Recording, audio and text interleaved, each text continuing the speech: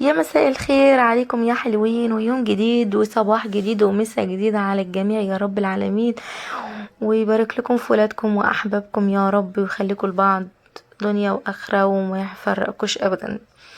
اللهم صل وسلم وبارك على سيدنا محمد صلى الله عليه وسلم. هنعمل أكلة حلوة قوي، مش تاخد معانا وقت خالص ولا مجهود خالص، وكله في الطاسة دي، ومن غير يعني إضافات كتيرة ولا مكونات كتير، يعني كلها في طاسة واحدة. تمام. وكله مش هياخد معاكي ربع ساعة، واكلة جامدة جدا وهتعجبكم. وبالذات يعني ايه، بتعجب الرجالة اكتر، يعني هما بيحبوا الحاجات دي، انما بالنسبة للعيال ما اعتقدش هيحبوا ولا لا. طاستك الحلوة فيها معلقتين 3 زيت، وانزلي بمعلقة توم مهروسة. دي ايه يا حبايب قلبي؟ دي كلاوي. التومة تاخد تقلبتين 3 كده، انزلي عليها بالكلاوي اللي انت غسلاها بالليمون والملح يا حبايب قلبي. تاخد تشويحة تمام. الكلاوي طبعا عارفين انها بتاخدش سوا على النار، بس الكلاوي من النوع بتاعها ان هي بيبقى فيها زفارة شوية، هي والكبدة. تمام. فلازم تغسلهاش كويس بالليمون، وتظبطيها برضو. اي حاجة فيها زفارة اديها فلفل اسود وتوم. اي حاجة فيها زفارة لازم فلفل اسود وتوم. تمام. انما اي حاجة تانية، ممكن مثلا يعني في اكل بيحب الفلفل الاسود، في اكلة بتحب الكمون، مش كل الاكل. تمام. زي الكشري يحب الكمون، ميحبش الفلفل الاسود قد كده يعني. خد التشويحة بالفلفل الاسود والثوم، ومقولكوش على الريحة بقى. الريحة اعصر عليها بقى عصرة ليمون عشان برضو نتأكد من زفارتها، يعني ده كله هيبان في الريحة والطعم. نتأكد برضو عصرة ليمونة حلوة. تمام. وعندك فلفلتين 3 كده خرطيهم تخريط عشوائي، مع بصلاية وسط صغنونة، هي ده عامة نص كيلو نص كيلو قوانص. اللهم صل عليك يا نبي. انا حاليا اول مرة اطبخ الساعة 12 بجد والله.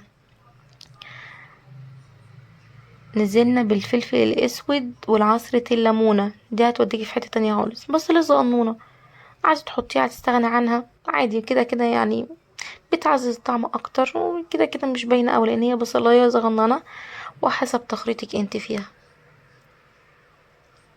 تشويحتين 3 كده، تقلبتين 3.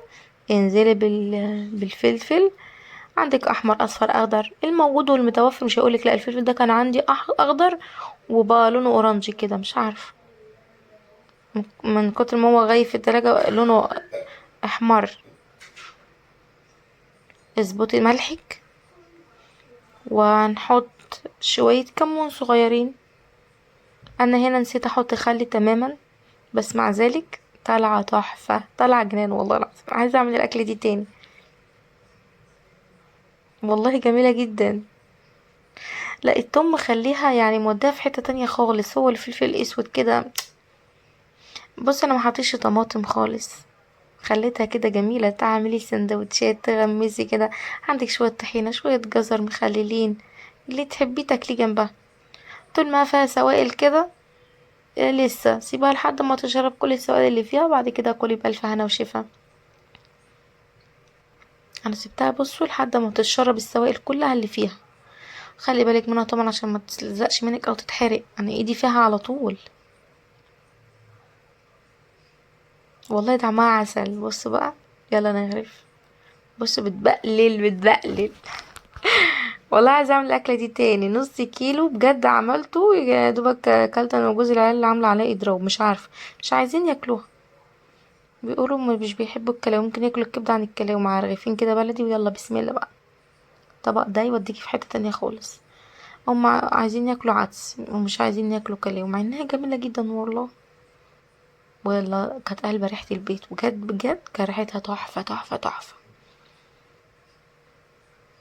اعملوها بالطريقة دي وبالوصفة دي، هتعجبكم جدا وهتنول اعجابكم. اتمنى ان الفيديو يعجبكم، وما تنسوش لو اول مرة تشوفوني يسعدني ويشرفني دخولكم في قناتي كل حياتي عشان تكبر بفضل ربنا ثم انتوا. عيلتنا الكبيرة تكبر مع بعض وبفضلكم. اشوفكم فيديو جديد ودمتم بخير ومع السلامة.